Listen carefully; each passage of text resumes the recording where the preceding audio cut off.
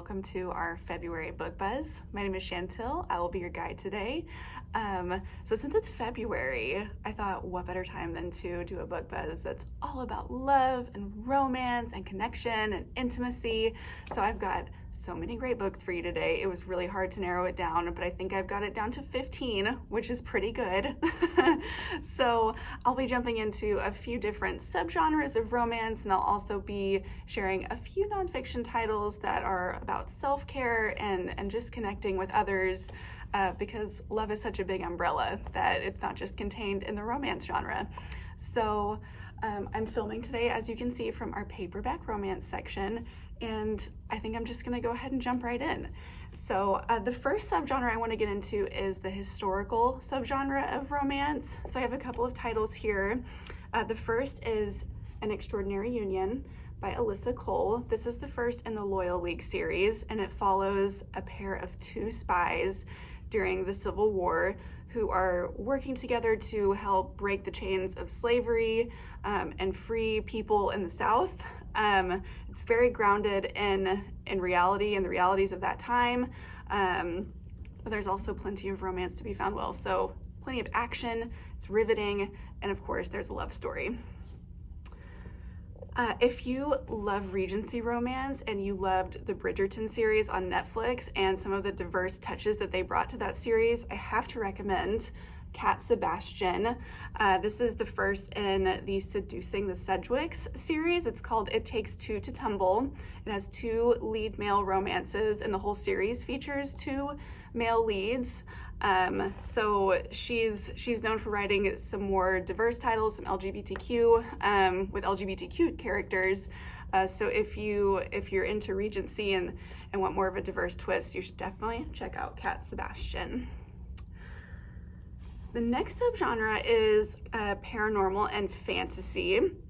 So this one is Shadow Flight by Feehan. This is number 5 in the Shadow Riders novel series. And I just want to mention, if you like any of these books, most of them are a part of a series. So if you love one, it's almost guaranteed that you will find another one in the series or a similar style written by that author. So just an FYI. And then this next one was actually a recent bestseller. It's called Emerald Blaze by Ilona Andrews. Again, part of a series. This one is the Hidden Legacy series, which is still ongoing right now as well. Okay, so I have so many modern and contemporary romances to get into, so I think I'm just gonna start listing them off for you. This first one is called The Honey Don't List by, this is a patron favorite author, Christina Lauren. The next one is called The Worst Best Man by Mia Sosa. I'm getting some like my best friend's wedding vibes from this one. Most of these actually look really hilarious too. So if you kind of like a romantic comedy story, I think that's a lot of what you'll be getting with these contemporary romance titles. This next one is Take a Hint, Dani Brown by author Talia Hibbert. This is the second in the Brown Sisters series, and it sounds absolutely hilarious, I'm not gonna lie to you. A video of our two main characters goes viral online, and then they start to fake a relationship, but then of course they actually end up falling in love. It sounds very humorous. And then the next one in the series is Act Your Age, Eve Brown, and that one comes out in March. So if you like this one, don't worry, the next one is coming out in just a few weeks. All right, spoiler alert, by Olivia Dade. This one is based kind of around a fan fiction storyline, but it also touches on some more difficult topics like fat shaming and online bullying. So it isn't one of those necessarily just like fluffy romances. And that's how it is with a lot of these actually, is there's plenty of real world kind of tough situations that the characters are going through, and that's explored in this one. So if you, like me, were a fan of the movie The Holiday, I'm going to recommend The Switch by Beth O'Leary for you. A grandmother and her granddaughter decide to switch places, going from London to rural Yorkshire in the English countryside, and both of them have a chance to find love at their different stages in life. It sounds really cute, doesn't it? All right, if you like a good sports-themed romance, I'll recommend this one for you. This is called Snapped by Alexa Martin, and it's about a romance between a quarterback and his strategic communications manager on his team. And this one is number 4 in the Playbook series. They're all sports themed.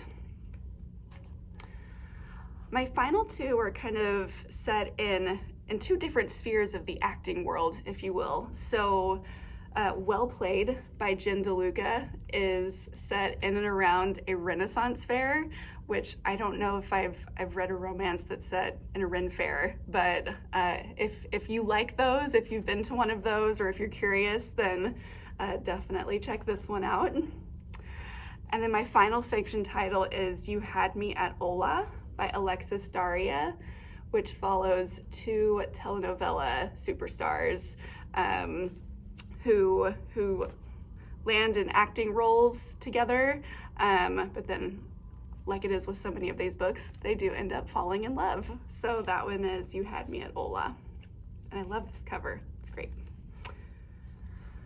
All right, so if the romance novels are just really not your thing, that's all right. I still have a few more books to get through. So this first one is You Can Heal Your Life by Louise Hay. She is kind of a self-help and personal growth guru, and this one is just filled with affirmations, and it's got all sorts of kind of activities and just chapters on ways to take care of yourself, ways to boost your confidence, and ways to just like love yourself, really. So again, You Can Heal Your Life by Louise Hay. And then my final 2 are titles that are really about just connecting with others, which it's been so hard to do that this past year. But I'm hoping that we're on the verge of really being able to do that again, because it's important, as these authors point out, it's such a human thing to want to connect with others. So this first one is Braving the Wilderness by Brené Brown. I love everything that Brené Brown does. She's a social scientist who specializes in vulnerability. She studies shame, and she also studies just our innate desire to connect with each other and to be together, and to be real with one another. So this book is really a continuation of some of her research and her storytelling, and it's also just laugh out loud funny. So good stuff in here. And then my final book today is Together, The Healing Power of Human Connection in a Sometimes Lonely World. This is by Dr. Vivek H. Murthy, who is the 19th Surgeon General of the United States.